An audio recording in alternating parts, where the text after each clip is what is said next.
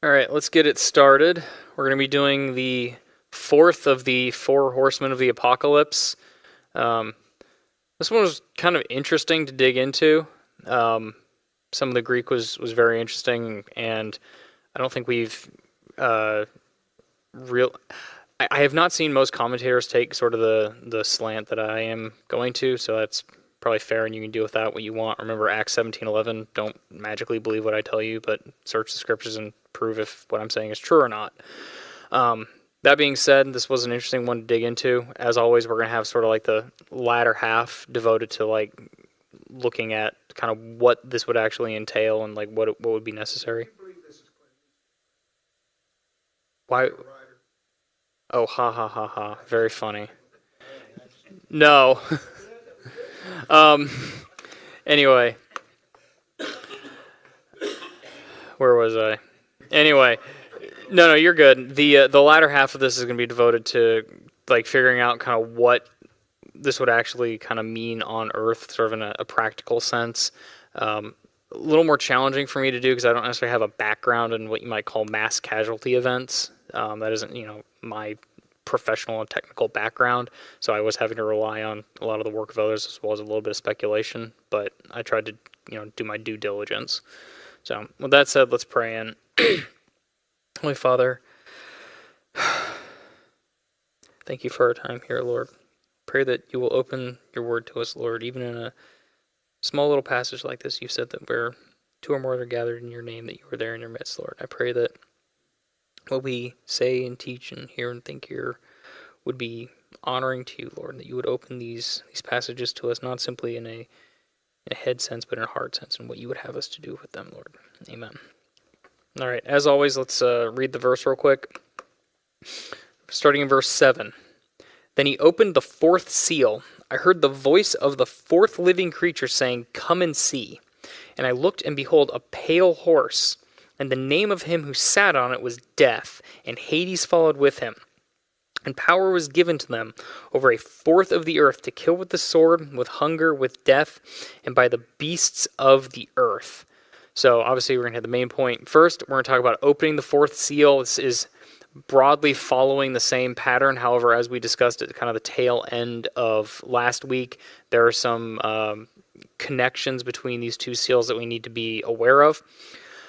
We're going to talk about the horse. In this case, the horse is interesting because, unfortunately, it's not really translated well in the English what this actually is, and because of that, we kind of lose some of the grimness of it. Then we're going to talk about the rider. Bizarrely enough, there's a decent amount of confusion on who this rider is. Part of it, I think, is ironically people overanalyzing what the Greek says and just sort of missing what is kind of pretty obvious, but still. Then we're going to kind of have a side discussion because it says that Hades followed with him. That's sort of an odd, abstract kind of thing for us. I think in a basic sense we can understand that, death is coming and a bunch of people are going to hell. But what does that actually mean? What does that look like? What is Hades? Unfortunately, we kind of throw these terms around a lot, and unfortunately, our English is not nuanced enough of a language to really capture what's going on. So we're going to discuss what and where Hades is and how it's important here. Then we're going to talk about the power of death and Hades that this writer apparently has. And then always the sort of latter half of this is going to be sort of broken down. I'm going to tell you my starting assumptions going into this, kind of the way I'm viewing this. Then I'm going to look not so much at the preconditions in this case, because I think by this point we're dealing with things for which there are essentially no necessary preconditions, because it's clear that what is going on here is supernatural. So I don't really think we need to kind of sit back and try to figure out any sort of technology that may or may not exist. I think God is pretty clearly just going and killing a whole bunch of people, for lack of a better term. And then I'm going to offer some alternate hypotheses, other ways that we can kind of look at this and view the problem. All right, so the main point, fourth seal is going to bring about death on a very broad general scale. We're seeing a fourth part of the earth. I think that's in a broad sense. It doesn't say upon just this small corner of the earth where a whole bunch of people are going to die. No, it's going to be, 1, 2, 3, 4, you die. 1, 2, 3, 4, you die. 1, 2, 3, 4, you die. It's every fourth person dies. So that death is going to come in many forms. We're seeing famine. We're seeing pestilence. We're seeing the beasts of the earth themselves that are basically essentially given free rein to go and kill whoever they want. Some of the death that we see could be kind of a natural result of other things. So for example, in the second seal, we're seeing, war, come and break out, and we can see some of that maybe continue on here as, another way of bringing about death. But given that what we're seeing here is a separate judgment, it is a separate unit and quantized thing in and of itself, I think it's fair to look at this as, its own judgment in and of itself, as opposed to trying to, blend it in with everything more. In other words, the judgments are continuing to get more and more severe. A quarter of the population is going to die, and Hades, specifically Hades, is basically going to come as part of this judgment. Interestingly enough, when you look at that verse and you think about it, that's an indication that the church, in the corporate collective sense, cannot be around at this period of time, because we're told in Matthew 16:18 that the gates of Hades will not prevail against the church. Here, Hades is very clearly given the power to overcome. So that means that the church really can't be around at this time. What does this actually mean for us? Again, I always like to have some sort of homiletic at the end, some way that we can actually apply this to our lives. I will be honest, sometimes I have to really reach in some of these seals for that, because again, I don't expect us to be around for it. If nothing else, at the forefront of our mind, we need to keep that this is how seriously God treats sin. He is literally going to kill a quarter of the earth and send them to hell because of sin. And that's just one of the judgments that's coming here. It's very easy to look at this and say that God's maybe being extreme, and any time I'm tempted to sort of think in those directions, I turn on the news real quick and I'm like, oh yeah, no, that's fair, that's fine. Yeah, look, sometimes I just turn on the news and I'm just like, guys, what are we doing right now? Come on. Yeah, no, that's totally valid. I did too, but sometimes it leaks in. If nothing else, this should be sort of motivation for us to be effective stewards. We're told in Psalm 90, verse 12, to number our days, or to count our days, to understand that we have a fleeting amount of time here, and God has given us a certain amount of time, and in that time, He expects us to be useful for Him for whatever He wants us to do. If we are useful in that way, then we've been good watchmen, and we're free of the blood of these people that are going to go to hell. If we haven't, then He's going to require it of us because we didn't do what He told us to do. So, if anything, I think that's at least a good, reasonable application for this. All right, verse 7. When He opened the fourth seal, I heard the voice of the fourth living creature say, "Come and see." So, again, this is very similar to the previous ones. Seal, so Jesus breaks the seal. We see some sort of oracular vision that goes forth that is going to basically explain to John what's going on, as well as showing kind of the mechanisms by which Jesus is going to take possession of the earth. Again, the whole "come and see," that's sort of a mistranslation in the English. It's better to see it as "go forth." It is a call not to John to necessarily observe because he's already there. It's a call to whatever this judgment, this rider that's going forth, to go out and do essentially the will of God. Again, these are not random judgments. These are things that have been specifically set forth and supernaturally imposed by God on the earth. There is a decent amount of debate within eschatological circles as to whether or not the judgments here are simply man left to run amok on his own, and this is what happens when people, without God, can sort of indulge in all of their sins, or whether or not these are, deliberate judgments. I think they're deliberate judgments. I think these are supernatural things that are very directly coming from God. We can see that in the language. We can see that in, this calling forth to go forth as a judgment. We will see it very vividly in the bowl judgments, where the wrath of God is physically contained in bowls and poured out on the earth. These are not natural in that sense. While there will be human nature involved in this that will, in a sense, heighten a lot of these judgments, no, God is very directly intervening in his creation to judge it, because it has not done what he told it to do. Now, there are some questions regarding the timing on this. In other words, does this seal fit within the first 3.5 years of the tribulation, or the second 3.5 years of the tribulation? Given the severity and the scale that this is on, a lot of people will try to put it in the second half of the tribulation. We've already discussed why I don't think that that's correct, because it sort of misunderstands the way that that's broken up. This is generally falls under kind of like the pre-wrath view of the tribulation or the rapture, where the first 3.5 years, you've got the man of peace that goes around and everything is all nice and happy, and then the final 3.5 years is bad and terrible. That really misses the way that Jesus portrays it in Matthew 24, and that also misses the nature of the peace that's spoken of in Daniel chapter 9. If you want to go there real quick. So this is Daniel's famous 70-week prophecy. If you go to Daniel chapter 9,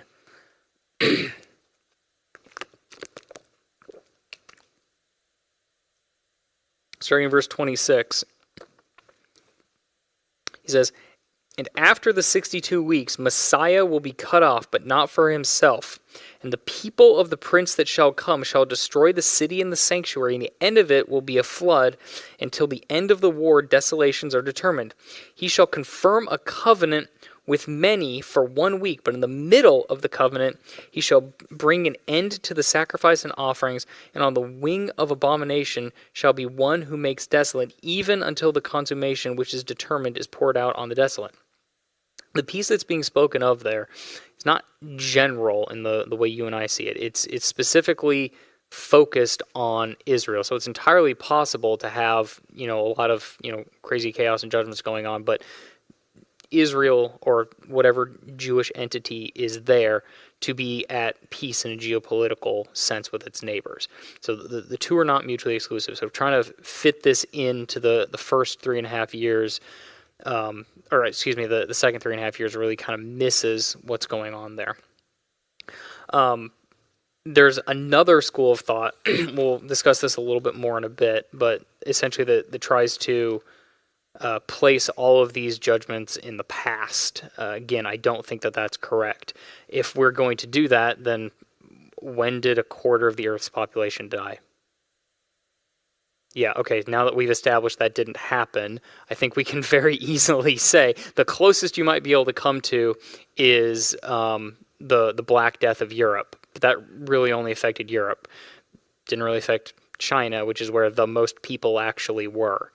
So, again, trying to fit this in the past, you essentially have to spiritualize everything and make the text say anything other than what you want. And the only people that do that are people who are like me and read way, way, way too many books and start overthinking everything. The Bible wasn't necessarily written to those people. It was written to your average, normal, ordinary, everyday guy living in the Roman Empire.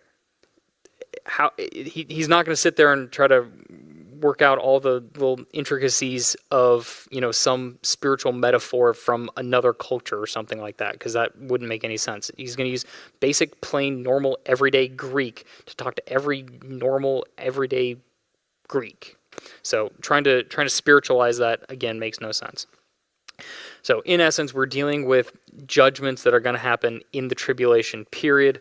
I personally place this in the first 3.5 years, and then things get progressively worse from that point. Now let's talk about this horse. "And I looked, and behold, a pale horse." So this is interesting.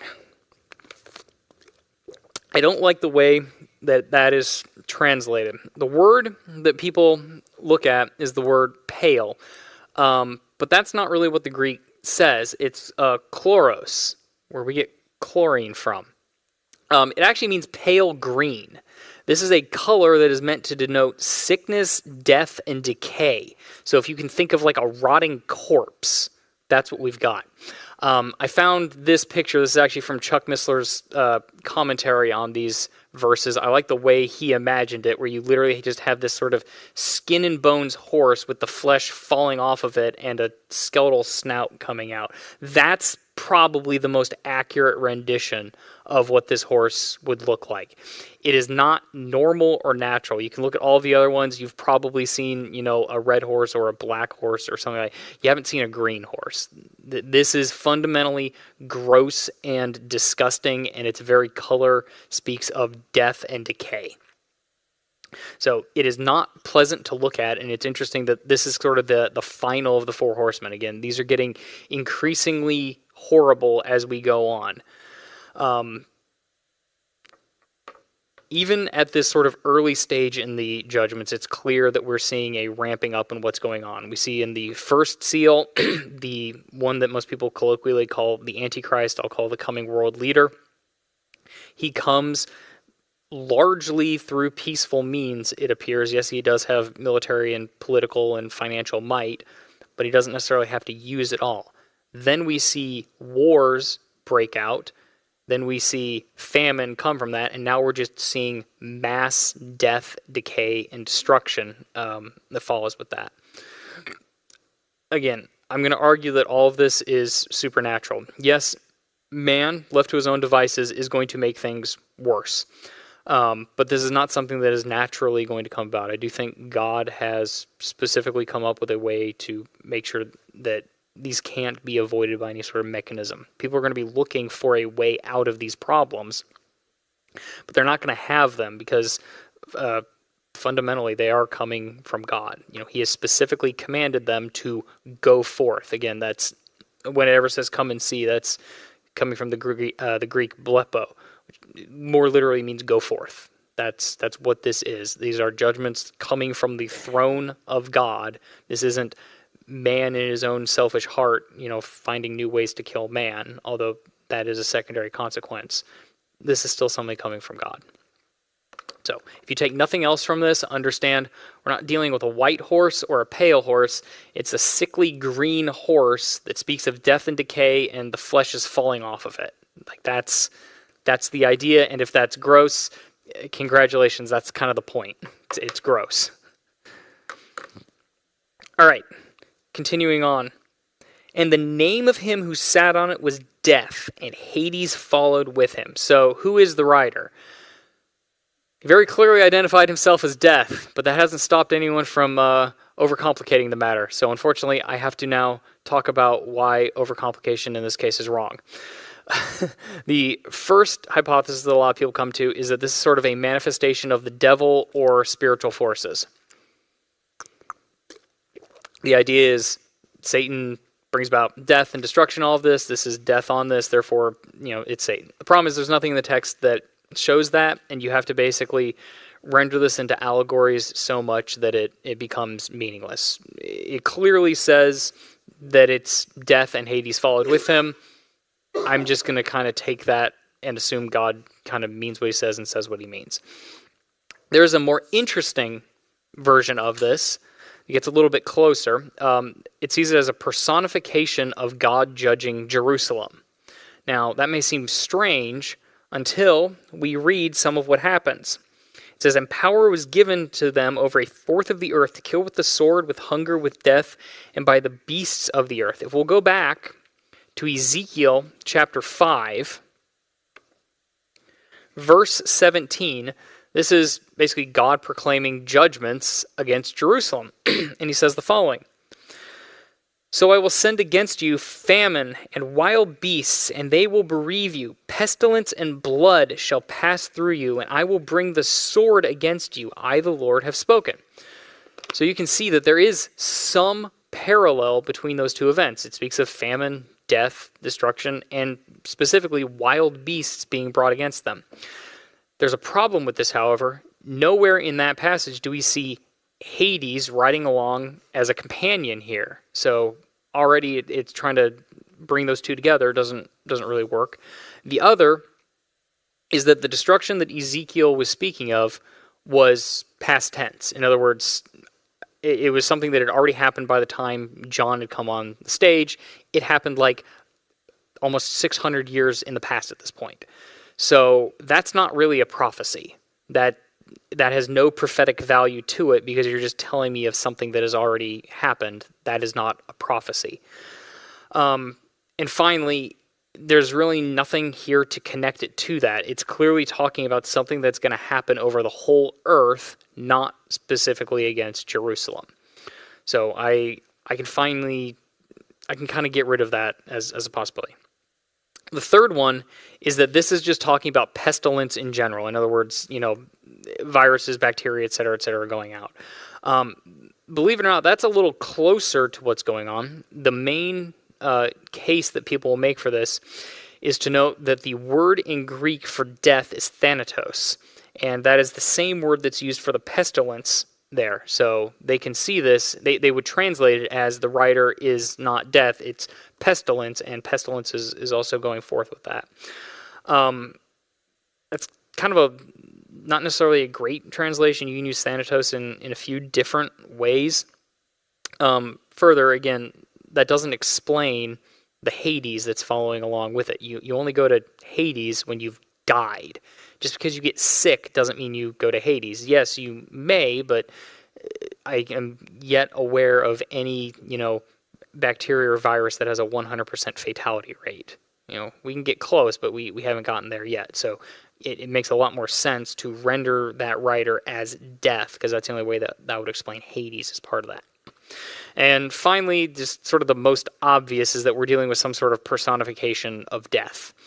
That accounts for the presence of Hades. So if you can think about this in kind of how John was seeing it, you've got really, really gross, nasty, disgusting horse. You've got death on him. I know in our sort of medieval-influenced worldview, we like to personify death as sort of this black-robed figure with a scythe. I highly doubt that that's what John saw, because he wouldn't have understood what that imagery was. I have no idea how Jesus represented that to him, but clearly John had some sort of intuitive understanding and sense that that's what that was. So you've got this guy going forward, and then unlike all of the other writers, he's got a companion in this case, and he has Hades that's following along after him. So if you can think about this in this case, this guy, he goes along, he's riding along, a whole bunch of people die, and then they get sort of swallowed up by Hades. That's sort of the imagery that's going on there. That would make sense for what's being spoken of there. It would make sense for the increasing nature of the judgments, and it sort of accounts for a lot of the death and destruction that we're starting to see. So this isn't sort of a minor localized thing. So then that brings up Hades. Hades is not shown as riding on the horse. There's only one rider on the horse. Hades is shown kind of following on behind it. I've always tried to figure out how exactly this was pictured to him. And a lot of these, visions, we can kind of understand, how John saw what was going on, because the text is very clear. So, for example, in the second seal, we kind of understood what this rider was because the sword was described, and we understand what that sword is, that Machaira sword. I have no idea how death was represented to him, and I certainly have no idea how Hades was represented to him. Because when we think about it, did you have something? Thank you. Oh no! You're being serious? Yeah. Hades. You got the rider, the yeah, and everything, and you got the guy following along behind, doing all the helping. That would kind of make him a squire. It would make him a squire. I don't really think they had squires in the Roman army per se. I mean, they did have an equestrian class, but not in the medieval way that you and I would probably think about. However, if you wanted to visualize it that way, then yes. However, that would also make Hades, in a sense, subservient to death, and that's. Yeah. It's an interesting way of visualizing it in terms of the ordering that's going on there. I think that's fine. So Hades is subservient to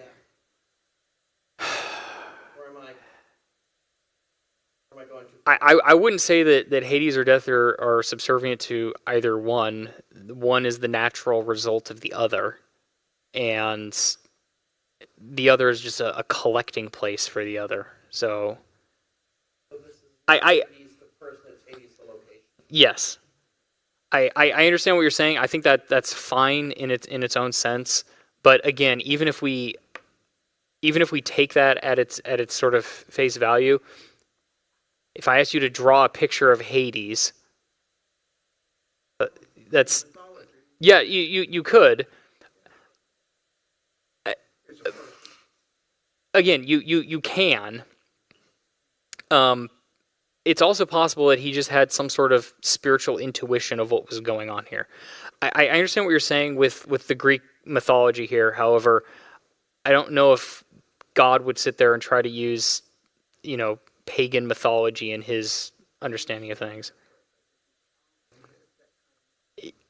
It does. Again, this is a hard one to think through how exactly it was visualized. Clearly, John understood what was going on. I personally kind of think that he was given some sort of genuine spiritual intuition to understand whatever he was actually seeing, because the important thing is not so much what he saw as much as kind of what he wrote down, for lack of a better term, because that's what's meant to be communicated to us. In a sense, we kind of get an example of that sort of spiritual intuition in a sense with the transfiguration, because both Elijah and Moses, who the disciples had never seen before, were there, and they clearly understood who they were without necessarily being identified. So I have to imagine, at least in some sense, there was some sort of spiritually aided intuition that happened as part of that. I may be wrong, but yeah, in other words, getting back to your Squire analogy, sure, death is going on, and then Hades is picking up all the pieces of all the dead people, basically. But yeah, how exactly it was represented, I don't know. What's important is, I think, the words on the page in maybe a broader sense. So that brings up the question at this point, which is, what and where is Hades? There's, unfortunately, the word in our language, hell, which is kind of covering a lot of... It's doing a lot of heavy lifting where it probably shouldn't. It comes from the Saxon word meaning to cover, and it's rendered in... It basically covers the words for Sheol, Hades, Gehenna, or Tartarus in this. I'm going to not leave on... I'm not going to hit Tartarus on this one because that's going to go down a whole other rabbit hole. Sheol is sort of the Hebrew word. Its root means to ask or demand. So whatever that is, it's constantly asking and demanding for more stuff. It's translated 31 times as grave in the Old Testament and 31 times as hell. It is seen as the place of spirits and bodies. Spirits without bodies in Proverbs 21:16, and it contains both the just and the unjust. You can find multiple references to that. So whatever that is, this is a place where both the good and the bad go. It's described as deep and dark and without bars by Job. And it's the place where the dead go down. Always it's described in a downward direction and location. This is not the same as the grave, which you and I think of as a physical plot of land where you put a body. There's a different word in Hebrew for that, which is kebura. My Hebrew is amazing. And that refers to a physical place. Sheol is singular, whereas that other word is plural. So it's clearly denoting a single specific place and entity, and the broader word of grave that you and I would normally think of as, the thing with the tombstone and whatever, that's something different. So whatever this Sheol is, it's the place of disembodied spirits where both the just and the unjust went. Hades is seen as the place of the dead. It is translated as hell 11 times in the New Testament, and in the Septuagint, so the Greek translation of the Old Testament done in, I think it's the 2nd century BC, it translates Sheol as Hades 61 times. In the Greek world, it was seen as the abode of the dead and was broken into two parts. You would have Elysium for all the sort of good spirits, and you would have Tartarus for all of the bad spirits. Peter, in 1 Peter 3:19, describes it as a prison. He describes it as having gates, bars, and locks, incidentally different from Sheol in that sense. It is also oriented downward, and there is a separation between the just and the unjust. We see that in Luke 16, where the rich man goes to Hades, for lack of a better term, and he's tormented there, where on the other side, Lazarus and all the other just ones are. They can't cross over, but they are aware that the other one exists. There was a consciousness there. The best way to think about this is, and we're gonna put this specifically in sort of the Jesus time. At that time, when you died, you went down to, the grave, to Sheol. It was broken into two halves, one for the just, one for the unjust. If you were unjust, you were down there, and that was, for lack of a better term, that was your holding cell until the final judgment. It was not a place that you would necessarily want to be, but you were aware of the other side. And that other side, the spirits there were comforted. They were given comfort in Abraham's bosom. They were there because while they were justified by faith, Jesus had yet to die on the cross and fully pay for all of their sins. They couldn't yet go to heaven. So, as soon as that had taken place, then they were allowed to essentially go to heaven because now the price had actually been paid. To put it in sort of our modern terms, they were saved on credit. They had a little credit card. They hadn't fully, the debt on the card hadn't been paid off yet, so they couldn't, have a zero in their balance account.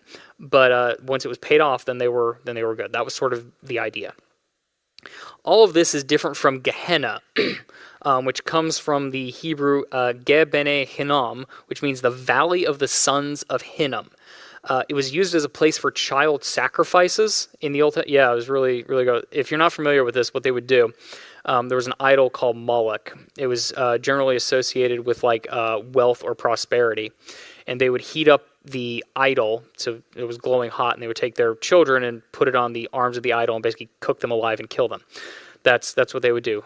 There's a lot of, frankly, very secular scholars who try to pretend like that never actually happened. Unfortunately, we have very well attested to historical documentation that was in fact what happened. Ironically, one of the most famous examples of it was actually the fall of Carthage to Rome during the Punic Wars. When things were looking really, really, really bad, they decided, cool, we're going to heat up our idols again, and we're going to sacrifice all of our babies, because then we're going to beat the Romans. It didn't work, but that's what they tried to do. It's an interesting pattern in history where your worst tendencies as a civilization tend to come out when you're under pressure. Now, there's a lot of really interesting analogies you can make to modern abortion, and I think that's valid. Not to go too much on a tangent, but it was brought up, so I might as well. It's interesting that the reasons that they were sacrificing their children are the same ones that we do today. They wanted prosperity. You killed your child and you got prosperity because of it. I don't know if you've ever looked at any of the Planned Parenthood literature. I was getting a flight physical back in the day, and they happened to have a whole bunch of Planned Parenthood propaganda sitting there because, as you do. And I just sat there and I read it, and the vast majority of it was, golly gee willikers, you made a bad decision last night, better go kill that baby. That's just what it was. None of it was about all of the stuff that they have for public-facing stuff. It wasn't about, oh, golly gee willikers, you've had a horrible rape that's happened and there was incest. No, that wasn't any of it. It was just, you don't want this child to drag down your life, go kill it. That's what it was. It was offering women the path to prosperity, in a sense. And we do the exact same thing. In fact, I would argue that what we do is even worse than what they did.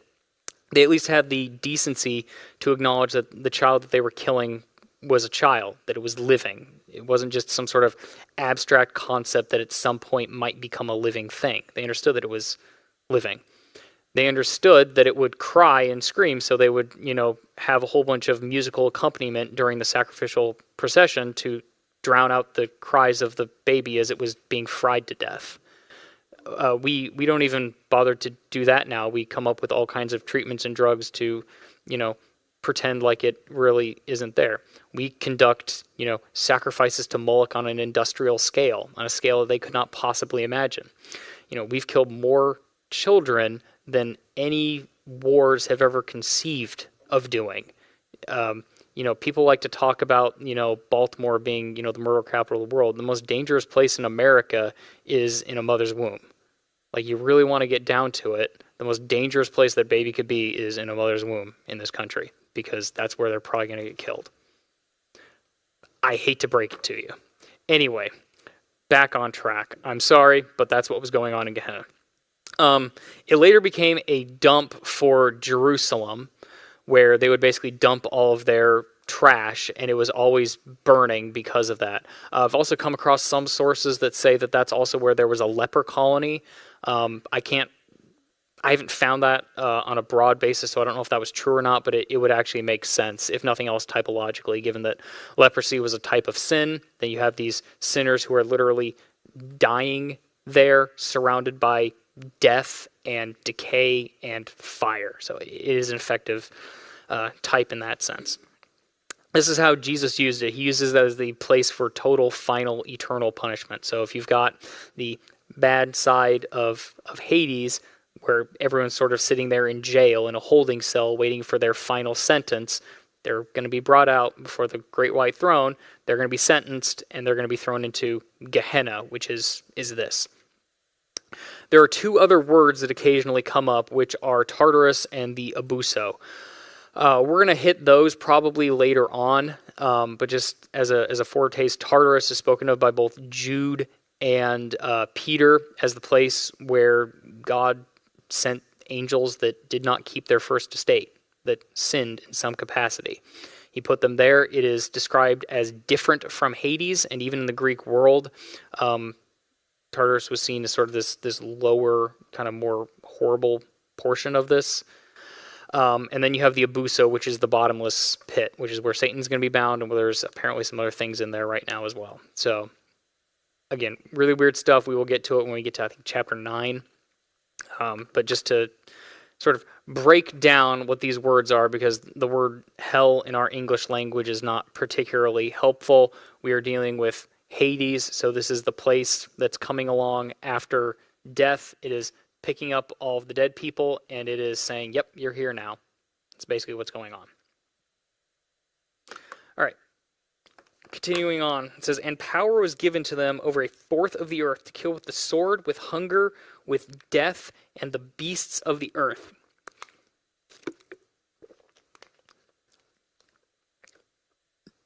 So it's clear that there's a certain power associated with this. This is not a power that was associated with the other riders. Yes, they did bring death, but this is much more general. For example, the first rider, second rider, third rider didn't have power over the beasts of the earth. This is something that's specific to this. Again, this is not what I would say natural effects of the previous judgments. This is not them running a bug. This is another judgment on top of what we've already seen. It's going to impact a quarter of the Earth's population, or more specifically, a quarter is going to die. It's going to affect everybody because of what's going on.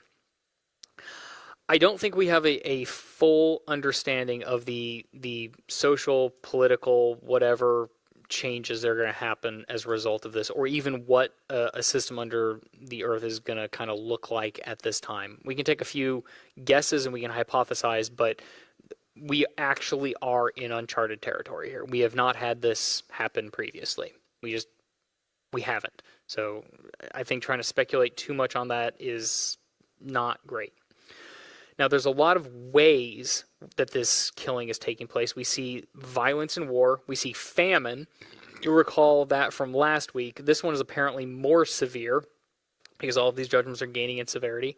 We see pestilence, which is, in our modern parlance, we call that, viruses and bacteria.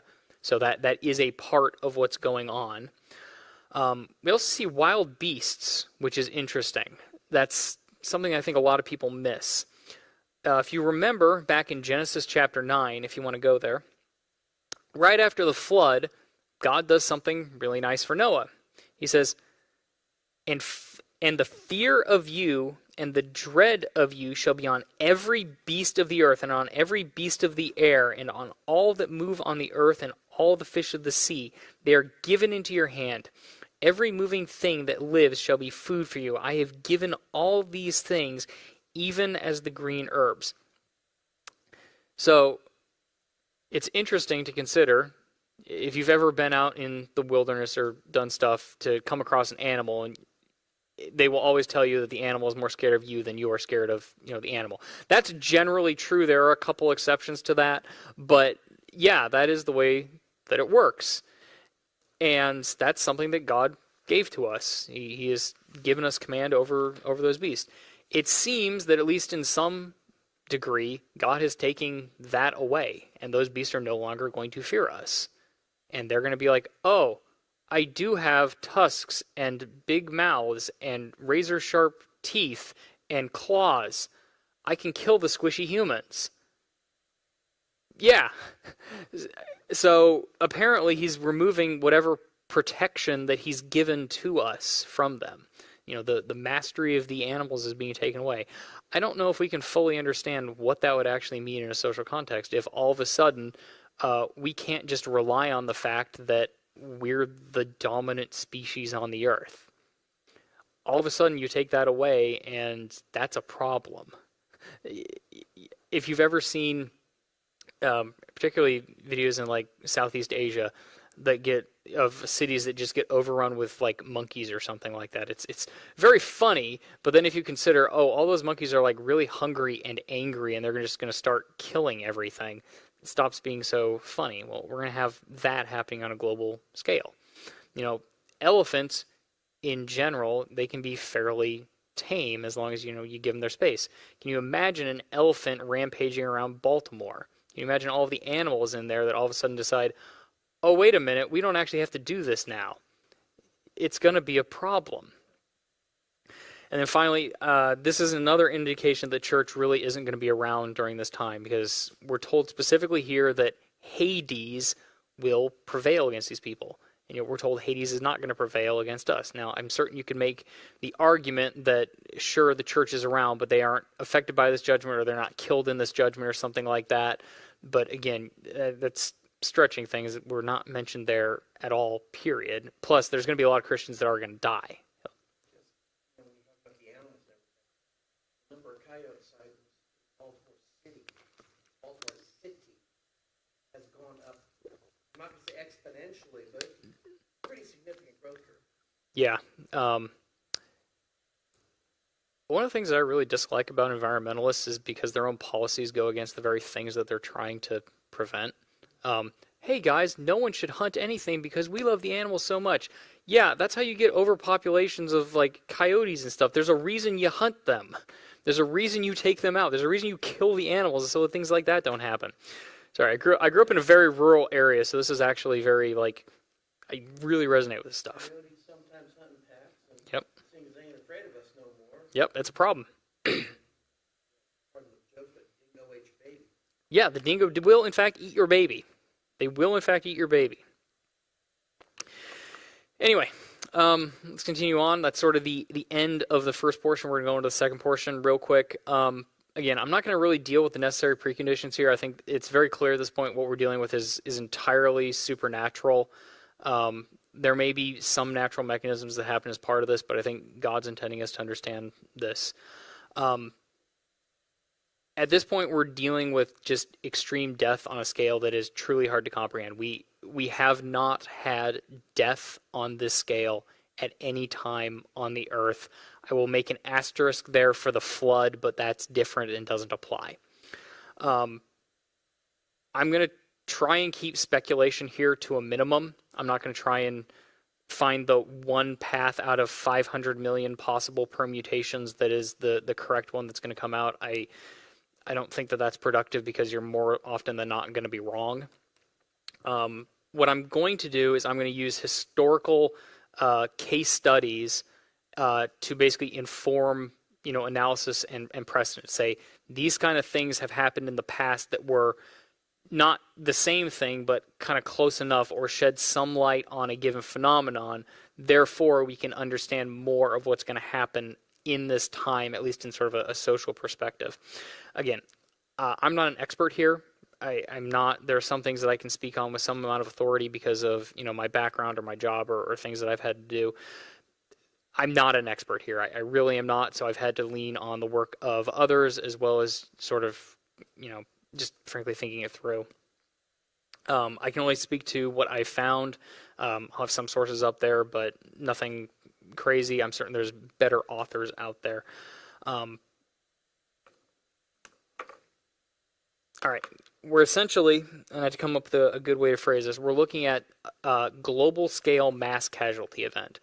Mass casualty event, there's a lot of different ways you can define that. That just means a lot of people all happen to die in one area, and now how do we, as an emergency management system or a government or whatever, deal with that? Like, 1,000 people just died in a flood. How do we deal with that? That kind of thing.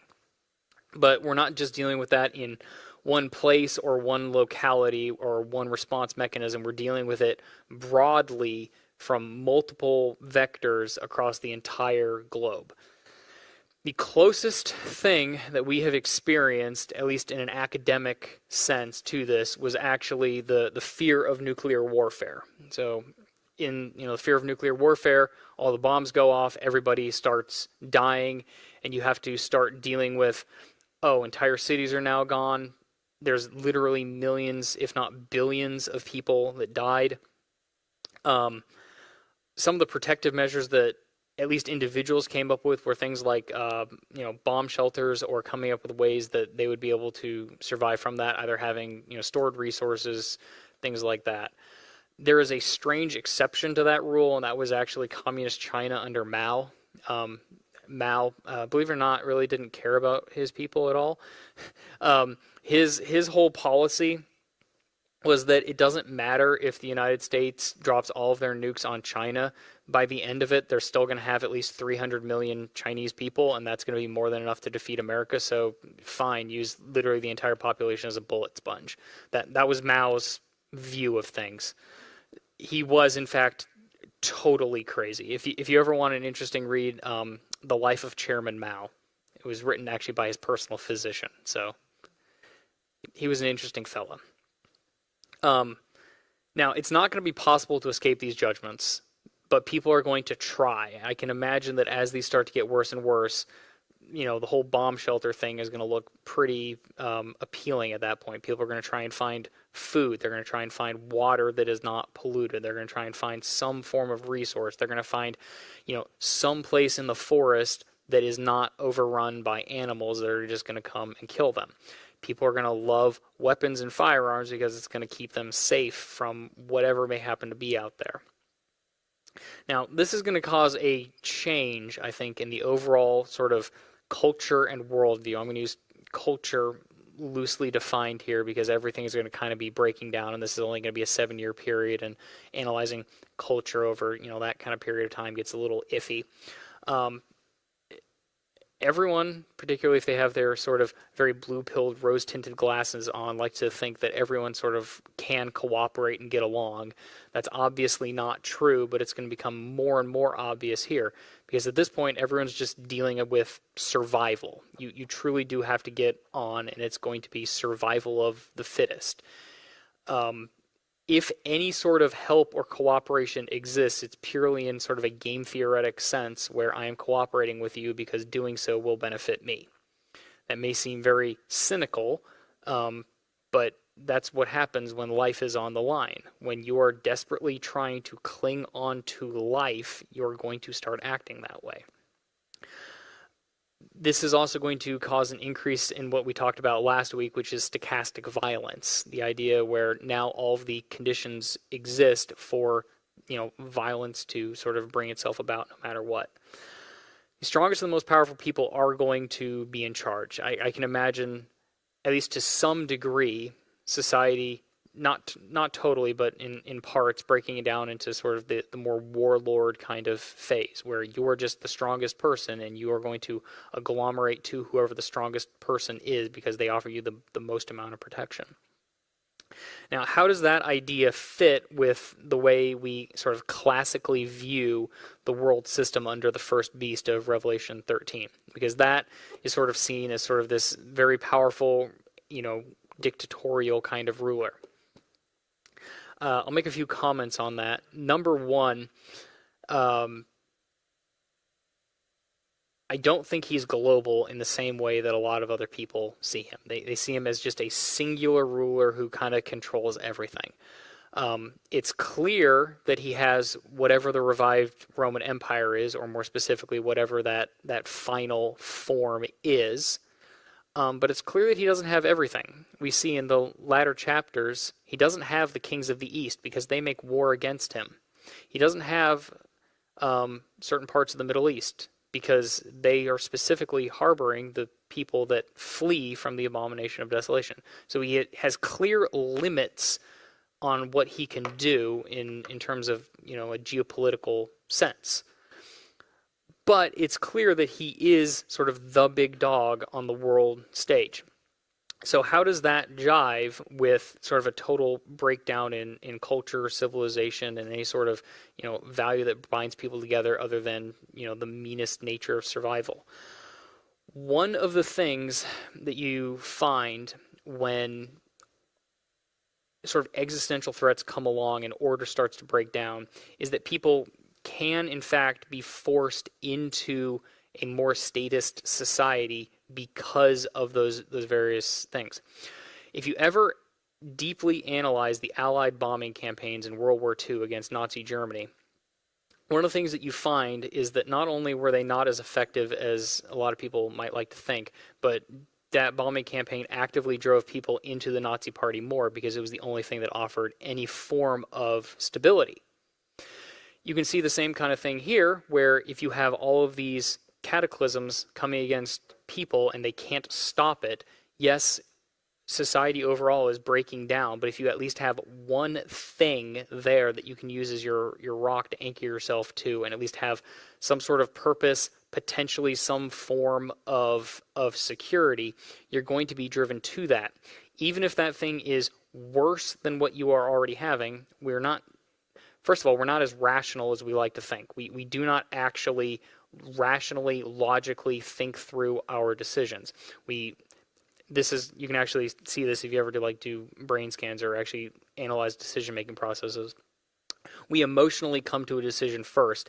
Everything after that point is us rationalizing why we came to that decision. So even the logic that we use is to justify something that we've emotionally come to. So yes, it may be irrational for people to sort of agglomerate themselves to this beast system that is going to make things worse and will not actually be helping their lives, but they're not as rational as you may think, and we are not as rational as we like to think. So it is entirely possible to have total breakdowns of society whilst having, for lack of a better term, the state gain more and more control over people and their lives. So I don't think those two are in contradiction to one another. Now, there are some other ways of looking at this. I showed you that Chuck Missler book. I would recommend going through it if you're interested. He personally sees that the beasts of the earth there as specifically representing microbes, viruses, bacteria, etc. He's looking at the whole idea that this is speaking of pestilence. I think that's fair. We recently, in I think all of our living memory, saw what just a single global health crisis can do. We very clearly saw that. I would argue that that's not the primary literal meaning of what's being discussed there. I don't think that when Jesus said, all the beasts of the field are going to go after you, John would have intuitively understood, he's talking about disease, obviously. You can make the argument that Thanatos there does mean pestilence, but that's potentially stretching it a little bit, and I don't think that that's the way he would have interpreted it. I do think that, this disease, death, and pestilence will be a part of it, but I don't think it's the whole thing. I think it's only a part. That being said, even if it's not the primary literal meaning, it does give us sort of a good baseline for understanding the kinds of changes and casualty events that we're talking about. I've only taken 2 events from history. The first is probably the most famous, which is the Black Death in Europe. That killed nominally about 40% of Europe. It depends on which statistic that you're using. Interestingly enough, this was part of the broader crisis of the 14th century. If you're not familiar with that, I'd recommend Barbara Tuchman's book, A Distant Mirror. Essentially, the 14th century was kind of like the worst period to ever be alive because everything was happening. The Black Death was just one of those things. You also had things like the 100 Years' War happening at the same time. So it was really not a good time to be alive. Ironically, one of the long-term effects of that was the abolition of serfdom in Western Europe, because if all of the peasants are dead, then now their labor becomes more valuable and they have bargaining rights against their lords and can say, no, I'm not actually your serf now, you have to pay me, and a bunch of stuff. It was that ultimately led to, frankly, what you and I take for granted today, which is sort of our modern civilization based out of Western Europe. That's just an interesting historical tidbit. I bring that up because I know everyone likes to focus on all of the negative impacts that came from COVID. I don't think we have fully appreciated what that is, or in a lot of cases, the positive things will come out of it as secondary and tertiary consequences. Not trying to downplay anyone's analysis, but I don't think we will fully understand everything that's happened for probably 100 years, and even then, maybe not. Next one, this is a little bit more recent, but the Spanish flu. This one's interesting because that killed anywhere from 17 to 50 million people. Again, it depends on how you want to actually define that. But it killed about 2.1% of the population. So nowhere near a quarter, but we're starting to get there. As a frame of reference, so Spanish flu killed, 2.1% of the population. COVID was 0.007% of the population. Interestingly enough, by some estimates, the Spanish flu is the most deadly pandemic in human history. Again, it depends on how you want to do it. Yeah. Yeah, because I've read an article that said aspirin had just come out, the wonder drug. People were taking like 100 of them a day, and a lot of them were dying from an overdose of aspirin. They may very well have. I haven't seen that. It could be. Again, this is not something that I am actually an expert in. That's interesting. I'd have to think about that. But anyway, one of the interesting things about the Spanish flu is that, again, depending on how you count it, it was more deadly than World War I itself, which is crazy when you think about it. Again, as someone who's studied World War I deeply, that is a very fascinating conflict, but it just goes to show that often the deaths that we think of on the battlefield, that's not really where the most casualties actually take place. So this is an alternate hypothesis looking at this in terms of pestilence specifically. Again, I think that's part of it. I don't necessarily think that's the entire part of it, though. So I leave that to you if you want to actually track that down more. With that said, let's pray out. Heavenly Father, I thank you for our time here, Lord. I pray that even if these are distant to us, even this is not something that we have to deal with, I pray that we would use our time well, Lord, that we will be good witnesses for you. Lord, I thank you that these are not judgments meant for us, Lord. You have called us out as a special and peculiar people for your name, Lord. I pray that we wouldn't just ride on that and take it for granted, but we understand exactly what that means, understand what you have rescued us from, and use that as motivation to bring your love and your light to a lost and dying world, Lord. We know that the time is short, Lord, but in whatever time that you've given us, Lord, make us more effective stewards of what you've given us. Amen. All right, next week, we no longer have dudes riding on horses to deal with. We're going to look at these martyrs and what's going on with them, because we're going to sort of get a slightly different perspective on everything that's happening. So it should be interesting. I'll see you then.